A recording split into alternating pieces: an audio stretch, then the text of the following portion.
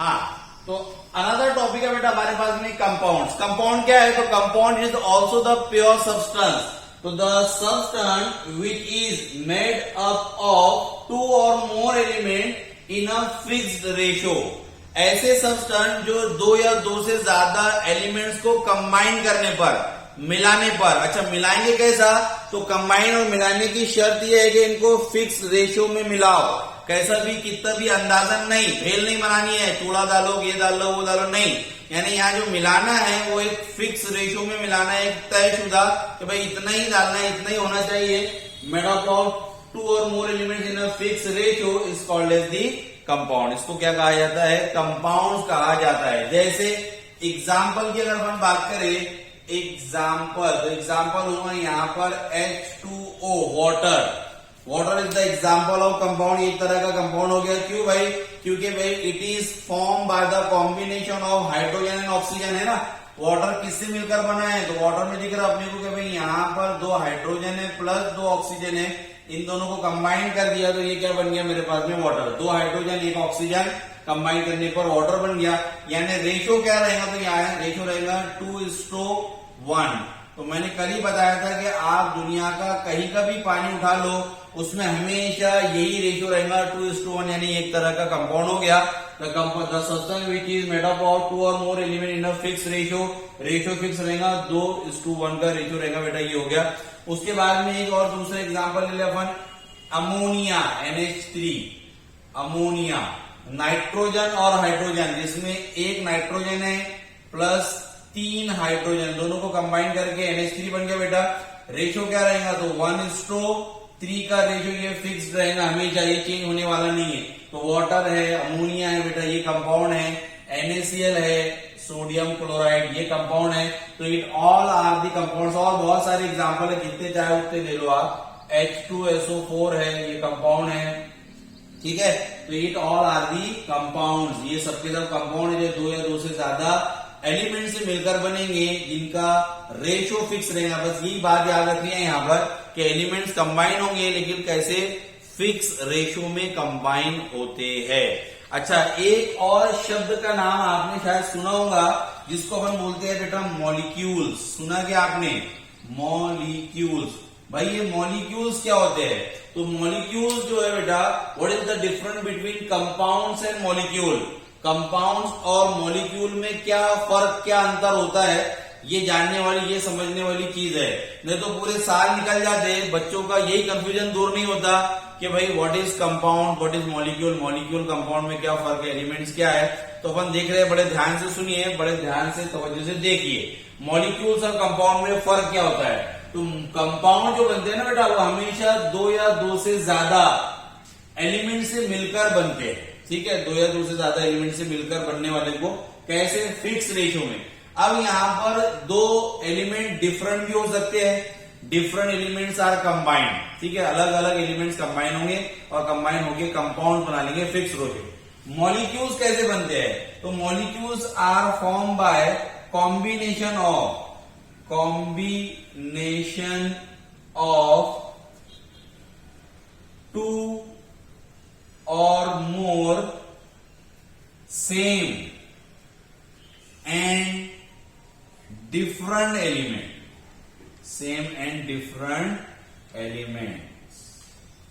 ठीक है। तो ये फर्क है कंपाउंड्स और मॉलिक्यूल में।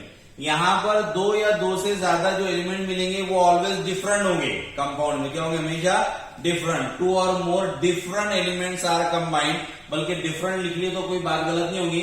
The substance which is made up of two और more different elements in a fix ratio is called as the compound.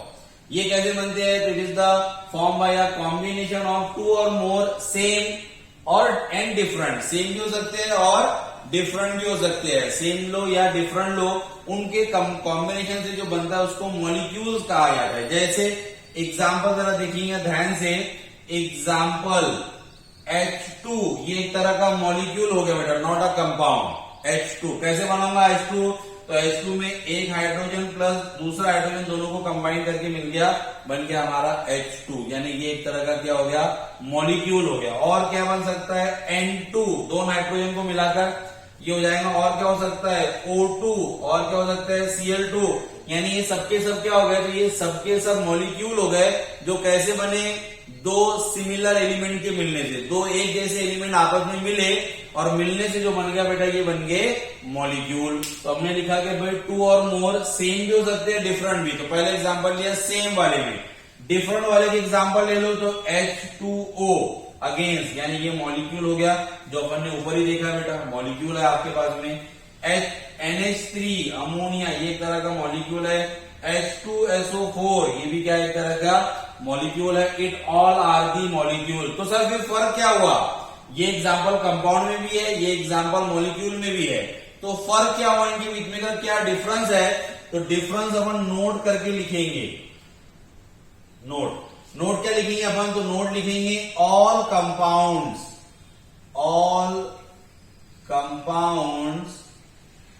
Are molecules.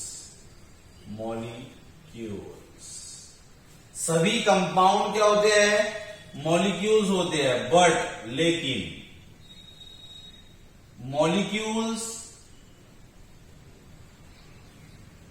Are not compound. तो ये इंपॉर्टेंट नोट हो गई जो याद करेंगे, लिखकर रखेंगे कि सभी कंपाउंड्स मॉलिक्यूल होते हैं। क्यों भाई, क्योंकि हमने बोला कि मॉलिक्यूल कैसा बनता है, जरा ध्यान से सुनिए। मॉलिक्यूल कैसे बनता है, तो मॉलिक्यूल बनता है बेटा कॉम्बिनेशन से। किसके किसके कॉम्बिनेशन से, दो या दो से ज्यादा सेम या डिफरेंट एलिमेंट्स के कॉम्बिनेशन से बनता है मॉलिक्यूल। और यही बात लागू होती है इसमें भी कि भाई कंपाउंड कैसा बनता है, तो कंपाउंड बनता है आपका टू और more different element, not the same. यहां सेम नहीं होता है, क्या होता है, डिफरेंट। यहां पर सेम और डिफरेंट दोनों होता है। इससे अपन ने लिखा है कि सभी कंपाउंड्स क्या हो सकते हैं, मॉलिक्यूल्स हो सकते हैं। क्यों हो सकते हैं, क्योंकि कंपाउंड्स जो बन रहे हैं बेटा वो दो या दो से ज्यादा डिफरेंट एलिमेंट से मिलकर बन रहे हैं, जो कि अपन ने बात मॉलिक्यूल में भी मेंशन की है। लेकिन यहां पर एक और बात अपन ने मेंशन की है कि वो जो एलिमेंट है वो सेम भी हो सकते हैं, एक जैसे भी हो सकते हैं, सिमिलर, जो कि यहां नहीं हो सकते। इसलिए ये बात लिखी अपन ने कि सभी कंपाउंड्स तो मॉलिक्यूल हो सकते हैं लेकिन मॉलिक्यूल्स कंपाउंड नहीं हो सकते। रीजन क्या है, क्योंकि रीजन ये है कि मॉलिक्यूल सेम एलिमेंट्स के मिलने से भी बनता है, जबकि कंपाउंड जो है वो डिफरेंट एलिमेंट्स के मिलने से ही बनता है। तो याद, ये सबको समझ में आ गया क्या, खुशी, आदित्य, मिहार, राधे, हाँ वेरी गुड। हाँ, तो ये याद रखना बेटा बात कि सभी कंपाउंड्स तो मॉलिक्यूल होते हैं लेकिन मॉलिक्यूल्स कंपाउंड्स नहीं हो सकते। It is the difference between compounds and molecule. ये मॉलिक्यूल्स और कंपाउंड्स के बीच का डिफरेंस है, ठीक है। फिर देखा था अपन ने कि कंपाउंड को दो तरीके से, मैंने मेरी तरफ से बताया था, क्लासिफाइड किया जाता है, organic compound and inorganic compound. तो सिर्फ इतना याद रखना कि ऑर्गेनिक और इनऑर्गेनिक में इसको क्लासिफाइड किया जाता है कंपाउंड को। चलिए, ये खत्म हो गया अपना पहला टाइप, प्योर सब्सटेंस। दूसरा टाइप क्या था, मिक्सचर। तो लिखेंगे व्हाट इज मिक्सचर, क्वेश्चन लिखेंगे ऐसा, what is mixture, how they are classified. Mixture क्या होता है, उसको कैसे क्लासिफाइड किया जाए। What is mixture, how they are classified. Video तक रोक दे बेटा। Mixture does not having definite composition. Mixture does not having definite composition. इसमें कोई फिक्स कंपोजिशन नहीं होता है, कुछ भी अपने मन से कैसा भी करके डाल सकते हैं बेटा, उसको कहा जाता है mixture. It does not having fixed composition, उसको मिक्सचर कहा जाता है।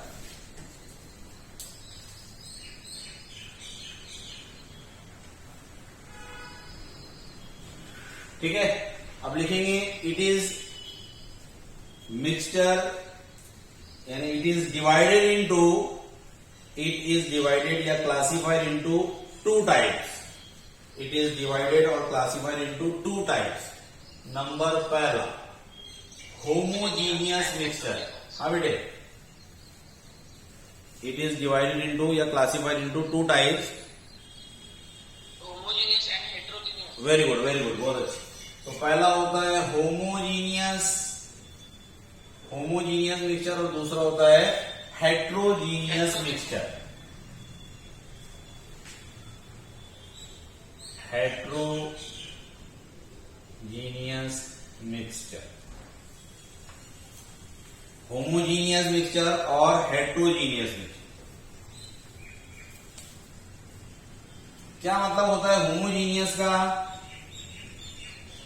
होमोजीनियस समझता है क्या? नाम से कुछ समझ रहा क्या? होमोजीनियस, होमो का मतलब होता है सिमिलर, एक जैसा। होमो का मतलब क्या होता है?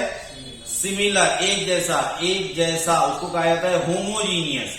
अब देखो क्या डेफिनेशन बनेगी, तो the mixture which is uniform through out, the mixture which is uniform throughout is called as homogeneous mixture, called as homogeneous mixture. The mixture which is uniform throughout is called as the homogeneous mixture. लिख लिए?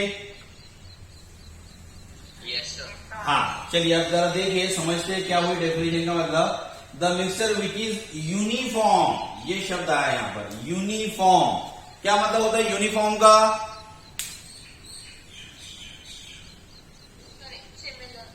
हाँ, very good खुशी, similar, एक जैसे, है ना। अपन देखते हैं कि स्कूल में सभी बच्चों को यूनिफॉर्म दिया जाता है ना। क्यों भाई? क्योंकि इस स्कूल के बच्चे सब एक समान, एक जैसे दिखे, इसे उसको बोलते हैं यूनिफॉर्म। यानी कि ऐसा मिक्सचर तो रहेगा, लेकिन कैसा रहेगा? यूनिफॉर्म रहेगा पूरा थ्रू आउट द सिस्टम। अगर मेरे पास में एग्जाम्पल देखो, एग्जाम्पल बताता हूं इसका। एग्जाम्पल है इसका पहला वाला, सोल्यूशन। अब सोल्यूशन किसको बोलते हैं अपन? जैसे सोल्यूशन अगर अपन देखे, solution is made up of salt plus water, ठीक है। सॉल्ट यहां पर सॉल्यूट हो गया, वाटर हो गया सॉल्वेंट। ये शब्द सुना आपने 10 में, है ना, सॉल्यूट सॉल्वेंट। बेटा सॉल्यूट जैसे अपन, सोल्यूशन यानी शरबत, चिकन जी जो बनाते हैं अपन घर पे, तो शरबत अपन जब बनाते हैं बेटा, पानी में अपन नमक शक्कर वगैरह मिलाकर, लेमन वेमन डाल के पूरा हलाते हैं। हलाने के बाद में देखते हैं कि वो पूरा सोल्यूशन एक जैसा दिखता है। पीने में भी आप लोग उसको, तो पीने में भी एक जैसे ही लगेगा टेस्ट उसका। ऐसे सोल्यूशन को कहा जाता है बेटा homogeneous, which is uniform through out. पूरे ग्लास में जो हमारे पास में वो लिक्विड है, वो पूरा लिक्विड हर जगह से, किधर से भी देखने पर एक जैसा, एक समान दिखेगा, उसको कहा जाता है सोल्यूशन। यानी पूरे पार्टिकल एक समान जैसे मिसिबल हो जाता है, उसको सोल्यूशन कहा जाता है। और कैसा solution? Homogeneous solution. Example salt plus water. Milk plus water कैसा सोल्यूशन बन जाएगा? मिल्क प्लस वाटर, दूध में पानी। बोलो खुशी। अरे दूध में पानी दिखता है क्या? हाँ, अगर दिखता तो फिर अपन अपने दूध वाले को पकड़ते नहीं थे, अरे साले पानी मिला के लाया करे ना। तो दूध में पानी दिखता नहीं है, ये भी कैसा बन जाएगा? होमोजीनियस। कोई मेल मिलाप दिख नहीं रहा उसका बेटा, ये होमोजीनियस बन जाएगा आपका। एयर को देख लो, एयर क्या हो जाएंगी?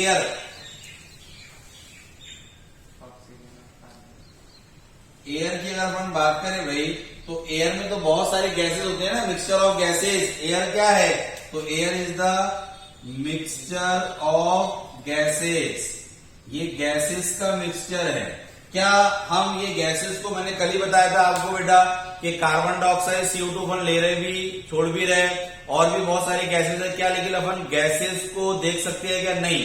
पूरे कमरे में, जिस कमरे में आप बैठे हैं उस कमरे में बहुत सारे गैसेस है, लेकिन ये सबकी सब कैसी है? यूनिफॉर्म है, एक जैसी है, जो कि अपन इसका फर्क नहीं बदल सकते। इनको कहा जाता है होमोजीनियस मिक्सचर। मिक्सचर तो है, दो चार गैसेस आपस में मिली हुई है, लेकिन क्या उनको अपन पहचान पा सकते हैं? नहीं। यानी वो पूरे जैसे मिसिबल है, ऐसे उसको कहा जाता है होमोजीनियस मिक्सचर। समझ में आया सभी को? अच्छा, पेट्रोल बताओ मुझे, पेट्रोल प्लस पानी, होमो के हेट्रो? होमोजीनियस नहीं होगा, नहीं। हाँ, होमोजीनियस नहीं होगा। पेट्रोल अलग हो जाएगा बेटा, पानी अलग होगा, यानी कि होमोजीनियस नहीं है। हमको दो लेयर वहां पर बनी हुई दिखेंगी। क्या सबके समझ में आ गया होमोजीनियस क्या है? तो चलिए अगला डेफिनेशन फिर आप ही बताएंगे। हेट्रोजीनियस, क्या लिखो हेट्रोजीनियस में? Oil plus water. नहीं, डेफिनेशन बताओ पहले। ऑयल प्लस वाटर सही एग्जांपल है। Mixture which is not uniform through out. Yes, the mixture which is not uniform through out. Very good, सही बताया। तो लिख लो भाई, the mixture which is not uniform through out is called as the heterogeneous mixture. इसके example में आता है suspension. Suspension क्या है? तो सस्पेंशन होता है बेटा आपका मिक्सचर ऑफ रेत यानी सैंड पार्टिकल प्लस वाटर। आपने पानी में रेत को डाल दिया उठाकर, तो ये क्या हो जाएगा? सस्पेंशन हो जाएगा एक तरह का, जिसको आसानी से अपन पहचान सकते हैं। दूसरा भी एग्जाम्पल बताया कोई बच्चे ने, ऑयल प्लस वाटर, ये भी हो गया बेटा। Petrol plus water, it all are the क्या? हेट्रोजीनियस मिक्सचर, यानी जिसको अपन क्लियर कट आसानी से बता सकते हैं कि ये दो डिफरेंट फेज है, एक जैसे नहीं दिख रहे अपने को, तो इनको कहा जाता है हेट्रोजीनियस मिक्सचर।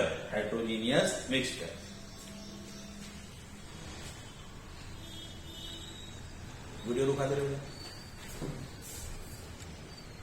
हाँ, तो क्वेश्चन है भाई, what are the mixture and pure substance from the following. ये अपने को गिवन है लिस्ट, इसमें अपने को पहचानना है कि मिक्सचर कौन सा है और प्योर सब्सटेंस कौन से, ये अपने को पहचानना है। फिर दूसरा क्वेश्चन बाद में देखेंगे। तो पहला है सी वाटर, समंदर का पानी। बताओ, समंदर का पानी मिक्सचर होगा क्या प्योर सब्सटेंस होगा? सोचो जरा। Yes, very good. जाहिर सी बात है कि समंदर के पानी में तो बहुत सारी चीजें होंगी बेटा, तो समंदर का पानी हो गया आपका मिक्सचर। चलो उसके बाद में बताओ गैसोलीन क्या है? गैसोलीन जानते क्या आप? गैसोलीन का मतलब पता है क्या? गैसोलीन यानी फ्यूल है बेटा, पेट्रोल। ठीक है, तो पेट्रोल जो है एक तरह का मिक्सचर होता है जिसमें बहुत सारे हाइड्रोकार्बन होते हैं, तो gasoline is also the mixture. तो याद रखना, gasoline is nothing but the fuel, यानी एक तरह का पेट्रोल है। ठीक है, ये हो गया हमारा मिक्सचर। स्किन बताओ, आपकी खुद की स्किन। आदित्य बताओ, तेरी स्किन गोरी गोरी, अरे बोलो ना, स्किन कैसी रहेगी? हाँ, स्किन नहीं, स्किन तो बेटा मिक्सचर होंगी ना। स्किन, हाँ, स्किन में हमारी बहुत सारी चीजें होती है। स्किन अकेली सिर्फ एक नहीं, उसमें बहुत सारे कंपोनेंट्स वगैरह होते हैं बेटा, बहुत सारी चीजों से मिलकर बनती है अपनी। मेम्ब्रेन होती है, प्लाज्मा मेम्ब्रेन वगैरह, सेल मेम्ब्रेन, जो उसमें सेल वॉल्स के अंदर अलग अलग चीजें वगैरह बहुत सारी चीजें होती है। तो स्किन इज ऑल्सो मिक्सचर, ये भी एक तरह का मिक्सचर है। और रस्टी नेल एक मिक्सचर, सीधी बात है। रस्टी नेल समझ में आएगा सभी को? ये भी एक तरह का मिक्सचर है। अब पेज ऑफ टेक्स्ट बुक, एक किसी बुक का पेज, बोलो मिक्सचर रहेगा क्या? हाँ, मिक्सचर रहेगा। तो तुम पेज मत देखना सर ये पेज तो बोले अकेला ही दिख रहा प्योर सब्सटेंस, नहीं भाई, वो पेज मिलकर किससे बना है बेटा, वो चीजें देखनी है। तो पेज में सेल्यूलोज, कार्बोहाइड्रेट वगैरह ये सब चीजें होती है, इसलिए वो भी क्या हो गया, एक तरह का मिक्सचर है। आखिरी बताओ डायमंड, सोचो जरा डायमंड क्या है? डायमंड, यस, डायमंड प्योर होता है। डायमंड क्या होता है? हाँ, प्योर सब्सटेंस। क्यों प्योर है बेटा? क्योंकि वो कार्बन यानी एलिमेंट का ही फॉर्म है। कार्बन का एलोट्रॉप्स होता है, वो कार्बन का ही एक बच्चा है, तो समझ लो डायमंड। तो डायमंड जो है यहाँ पर ये प्योर सब्सटेंस है, प्योर सब्सटेंस। ठीक है, तो ये पहला क्वेश्चन का आंसर हो गया कि सी वाटर, समंदर का पानी mixture, gasoline mixture, skin mixture, rusty nail mixture, page of text book mixture एक ही है अकेला, वो है डायमंड। जो कि क्या आया आपका प्योर सब्सटेंस आया। बाकी इन सभी लिस्ट में क्वेश्चन आएगा, डालेंगे अपन टेस्ट जब लेंगे तो टेस्ट के लिए प्रिपेयर रखना। अच्छा नोट करो। अगला क्वेश्चन देखो, हो गया क्या? Yes sir. हाँ, अगला question, classified the following into elements and compound. अपने को ये जो दी हुई है लिस्ट, इसमें से कौन कौन से एलिमेंट्स है और कौन कौन से बेटा कंपाउंड्स है, इनको क्लासिफाइड करना है। तो चलिए देखते हैं। सबसे पहला वाला मर्क्यूरिक ऑक्साइड।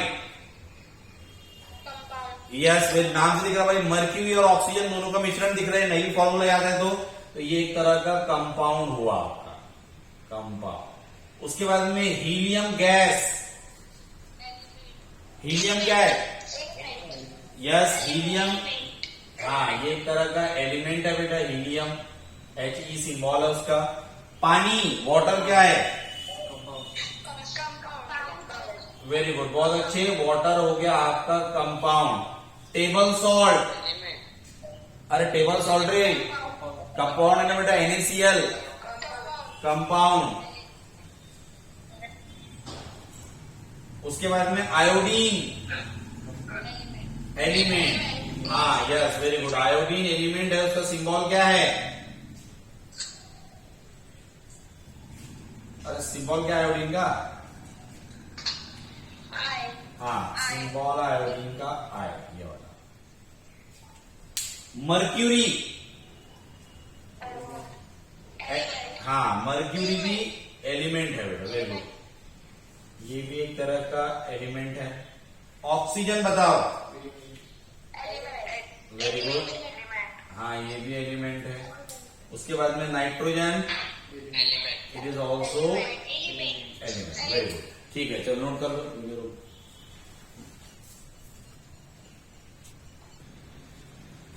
तो वो है हमारी properties of matter and there measurement. ठीक है, कि मैटर की कौन कौन सी प्रॉपर्टीज होती है, उसको किस तरीके से मेजर किया जाता है, कैसे उसको गिना जाता है।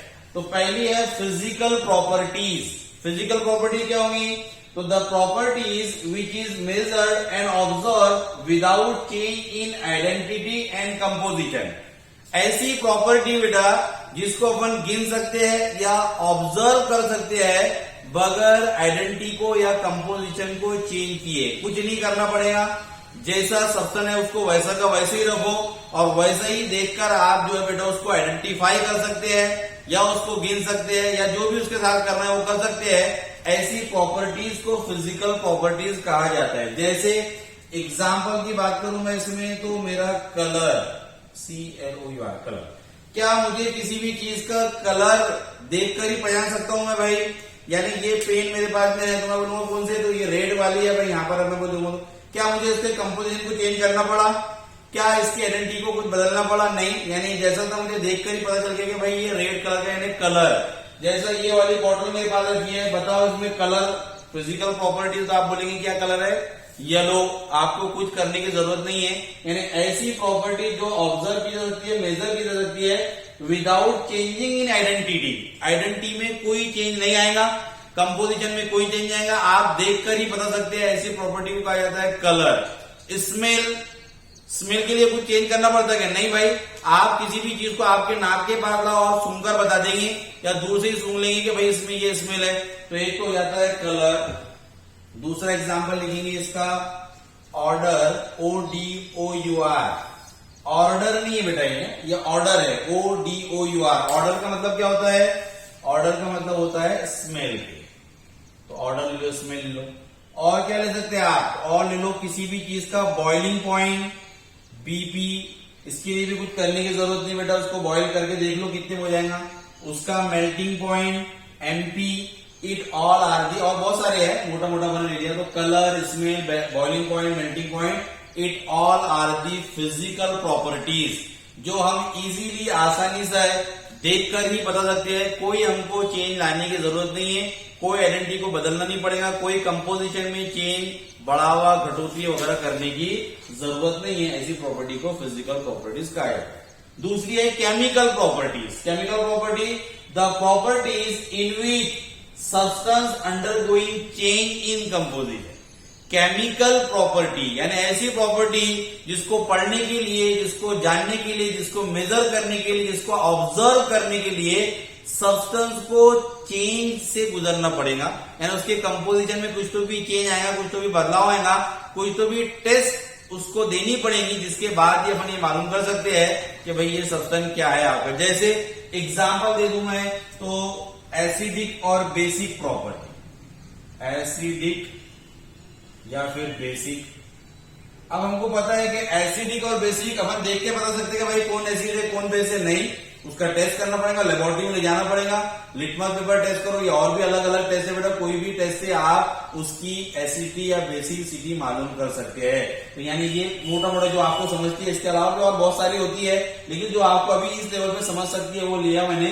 तो एसिडिक प्रॉपर्टी, बेसिक प्रॉपर्टी बेटा it is not observe only by seeing, यानी सिर्फ देखकर ही हम ये नहीं बता सकते हैं, इसके लिए हमको केमिकल टेस्ट करनी पड़ेगी लेबोरेटरी में ले जाकर, यानी आइडेंटिटी को चेंज करना पड़ेगा, यानी कंपोजिशन को चेंज करना पड़ेगा। कंपोजिशन को चेंज कैसा किया, उसके अंदर कुछ मिलाया, कुछ निकाला, कुछ डाला, कुछ हीट किया वगैरह वगैरह, यानी कुछ तो भी कर हमको जो है ये प्रॉपर्टी को स्टडी करना पड़ता है, इसको कहा जाता है केमिकल प्रॉपर्टीज। क्लियर है दोनों, फिजिकल और केमिकल।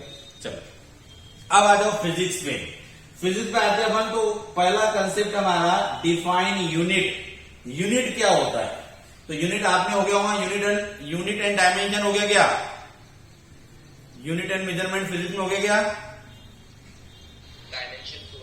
डायमेंशन हो गया है ना, यूनिट वगैरह हो गए। चलो देखिए फिर अपन अब फिजिक्स का देखते देखिए कितना याद है तुमको फिजिक्स का। तो पहला देख रहे हैं अपन यूनिट। अब भाई यूनिट की शुरुआत कहां से हुई, यूनिट की शुरुआत ये हुई कि जैसा अभी किसी चीज को गिनना है, नापना है, तो नापने के लिए हमारे पास में पहले के जमाने की बात है, अभी तो अपने को पता है साइंटिस्ट ने रिसर्च करके पढ़कर ऑब्जर्व करके, मैंने कहा था पहले ही कि साइंस जो आगे बढ़ता है बेटा वो ऑब्जर्वेशन से बढ़ता है। न्यूटन के पास में सेब गिरा, सेब गिरकर उसने बोला कि नीचे क्यों गिया, उसने ग्रेविटेशनल फोर्स दे दिया, यानी उसने ऑब्जर्व किया। तो किसी चीज को मुझे नापना है, गिनना है, भाई कितना बड़ा है मेरे पास में, अगर जिस स्टैंड पर वीडियो बन रही है वो कितना बड़ा है, तो मैं ये बोलूं इतना बड़ा है, नहीं इतना है, नहीं इतना है, नहीं इतना बहुत बड़ा है, तो समझ में आएगा क्या, नहीं। यानी उसके लिए पर्टिकुलर अपने को कुछ तो भी यूनिट चाहिए जिसको अपन नाप सके। तो जुगाड़ लगाया जाता है, क्या लगाया जाता है, जुगाड़। भाई जुगाड़ क्या लगाया गया, तो एक कोई तो भी चीज ऐसी ली गई थी, यानी रस्सी ले ली फॉर एग्जाम्पल, रस्सी से उसको निकले, हाँ भाई इतना है। अब ये रस्सी को स्टैंडर्ड बना दिया गया कि इस रस्सी को कहा जाएगा 1 मीटर, कितना कहा जाएगा, अब 1 मीटर बन गया यूनिट। अब पूरी दुनिया में मतलब किसने देखा नहीं, किसको माना नहीं, इसलिए उसको कहा जाता है द आर्बिट्ररी, यानी मन घड़क, मन मानी। क्या मतलब होता है इसका आर्बिट्ररी का, मन घड़क, मन मानी, अपने दिल से माना हुआ, किसने देखा नहीं, किसको पता नहीं था ये बात, हमने इसको मान लिया, क्योंकि भाई साइंस ऐसी तो आगे बढ़ा है ना बेटा, किसने पहले देखा तो नहीं था। तो ये रस्सी को लिया गया और गिन लिया गया और बोल देगा भाई ये कितना है, ये 1 मीटर। अब पूरी दुनिया में यही स्टैंडर्ड चलेगा 1 मीटर, यानी इससे ही लेकर के गिना जाए। भाई ये पेन कितनी भारी है, कितना मास है, तो ऐसा करके बोलेंगे कि अपन लगभग है, बोले अच्छी कुछ भारी, अभी कोई पता चला गया कितनी है, नहीं, उसके लिए गिना जाएगा कितना है। तो भाई ये पेन को मैंने लिया और ये पेन को बोल दिया कि ये 1 kg है, कितनी है, 1 kg। बस। अब 1 kg किसको पता नहीं था, ये पहला हमने यहाँ पर डिराइव कर दिया कि 1 kg वो 1 किलोग्राम। अब ये 1 kg यानी मन घड़क दिल से अपन ने इसको मान लिया कि ये 1 kg है। अब पूरे दुनिया के जितने भी वेट है, वजन है बेटा, बाट है, वो सब इसके रिस्पेक्ट में बनाए चले गए। 1 किलो से 2 किलो, 3 किलो, 5 किलो, 10 किलो, ये सबके सब बनाए। यानी इस तरीके से यूनिट का क्या हुआ, इन्वेंशन हुआ, यानी इस तरीके से बेटा यूनिट आपके पास में है। तो यूनिट क्या क्या होते हैं, जैसा हमको पता है कि एक यूनिट आपका होता है केजी, किलोग्राम, एक होता है मीटर, है ना, नापने के लिए लेंथ वगैरह को, टाइम, हाँ लीटर भी होता है, ये सबके सब यूनिट है, सेकेंड वगैरह। तो it all are the unit which is derive, वो विच इज ऑब्टेन, वो ये कहां से आया है, तो ये आर्बिट्ररली, मतलब अपने मन से माने हुए, ऐसा था नहीं। 1 kg कहां से आया, तो वो एक साइंटिस्ट था जिसने एक बाट को सिल्वर के बनाया था कि ये कितने का है, 1 किलो का, आज भी वो म्यूजियम में रखा हुआ है भाई। और उसी 1 kg यानी उसको जिसको उसने 1 किलो का बोला था, उसी के रेफरेंस में बाकी दुनिया के सभी बाट वजन बनाए गए हैं। यानी इसको इतने 10 डाल दिया तो 10 किलो, 5 डाले तो 5 किलो, 2 डाले तो 2 किलो। पूरे दुनिया में जो चलता है वो एक बार्ट है वहां पर रखा हुआ, उससे लेकर के बनाया गया है। ठीक है, तो डेफिनेशन क्या हो गई? The arbitrarily decided and universally accepted. पूरी दुनिया के लोगों ने क्या किया? उसको एक्सेप्ट किया। स्टैंडर्ड, एक स्टैंडर्ड है वो, is called as the unit. What is unit? The arbitrarily decided and universally standard is called as the unit. जो भाई मन से माना गया है, जिसको पूरी दुनिया ने एक्सेप्ट किया है, ऐसे स्टैंडर्ड को यूनिट कहा जाता है। क्लियर है कि यूनिट सबको समझ में आया क्या? चलिए, हाँ, अगला क्वेश्चन है कि what are the various system in which units are expressed. आप लोग इसको जानते हैं, ऐसे लिखा नहीं मैंने। ऐसे कौन कौन सा सिस्टम है बेटा जिससे अपन यूनिट को एक्सप्रेस्ड करते हैं? बताओ। पहला सिस्टम कौन सा है? SI system. SI तो नहीं थे बेटा, ये तो SI सिस्टम ये बाद में बनाया गया है। देखो, सबसे पहले हर एक कंट्री का अपना अलग अलग सिस्टम हुआ करता था। जैसा एक था FPS, ब्रिटिश FPS सिस्टम। क्या है FPS सिस्टम? बोलो। अरे सुने नहीं कर भाई, ये हुआ नहीं के फिजिक्स में? हाँ, फुट पाउंड, ये सही बताया आपने, फुट पाउंड सेकेंड। ये पहला आपका सिस्टम है बेटा यूनिट का, FPS। फुट काय के लिए? बोलो। लेंथ के लिए, लेंथ गिनने के लिए फुट। अपन अभी बोलते हैं ना कितने फुट का है, बोले इतने फुट का है, यानी लेंथ। पाउंड काय के लिए? वेट के लिए, मास के लिए, मास। सेकेंड किसके लिए? टाइम के लिए। तो ये पहला हुआ बेटा FPS सिस्टम, यानी फुट पाउंड सिस्टम पहला। ये ब्रिटिश गवर्नमेंट का था, ब्रिटिश ने बताया है, ब्रिटिश सिस्टम है। नहीं भी याद रखे तो भी चलेगा, मतलब FPS याद रखे, ब्रिटिश ने बताया, ये नहीं भी याद रखे तो चले। दूसरा सिस्टम है हमारा, बोलो, CGS system. C for the, बोलो, yes, centimetre. G for the gram, और S कॉमन ही रहेगा काय के लिए? सेकेंड। तो सेंटीमीटर काय के लिए जी? लेंथ के लिए। और ग्राम काय के लिए? मास के लिए। टाइम के लिए क्या? सेकेंड, कॉमन है। थर्ड वाला बोलो, MKS सिस्टम। MKS, मीटर, मास नहीं रही, मीटर। M यानी क्या? मीटर। के यानी किलोग्राम। हाँ, S यानी अगेन सेकेंड। समझ में आ गया बेटा? तो what are the various system in which unit are expressed. ऐसे कौन कौन सा सिस्टम है बोलता जिससे यूनिट को एक्सप्रेस किया जाता है? तो एक FPS सिस्टम बेटा, फुट पाउंड सिस्टम। फुट काय के लिए? आपकी लेंथ के लिए, पाउंड मास के लिए, टाइम के लिए। CGS centimetre gram second. Centimetre ये हो गया आपका लेंथ, ग्राम ये हो गया मास, टाइम सब में कॉमन है। Metre kilogram second. MKS system, metre kilogram second. तो ये हो गया बेटा मीटर काय के लिए? अगेंस्ट लेंथ के लिए, किलोग्राम मास के लिए, और सेकेंड टाइम। ठीक है, तो ये है आपकी वेरियस सिस्टम जिसमें अपन यूनिट को एक्सप्रेस्ड कर देते। फिर ये सभी दुनिया के अलग अलग सिस्टम थे, सब अपने चला रहे थे। उसके बाद में पूरे दुनिया के साइंटिस्ट ने मिलकर ये डिसाइड किया कि क्यों ना एक ऐसी सिस्टम बनाया जाए जो पूरी दुनिया में लागू हो और पूरी दुनिया उसी को फॉलो करे और उसी के हिसाब से मेजरमेंट किया जाए। ऐसे सिस्टम का नाम रखा गया SI सिस्टम। SI, तो वो देखेंगे अपन कल से। SI सिस्टम को कल से देखेंगे। फिर 7 फंडामेंटल यूनिट्स वगैरह जो कुछ हुआ है फिजिक्स में वो सब पढ़कर आएंगे। कल सबका सब अपने को देखना है, फिजिक्स देखना है कल। ओके बेटा, चलो यहाँ रुकेंगे।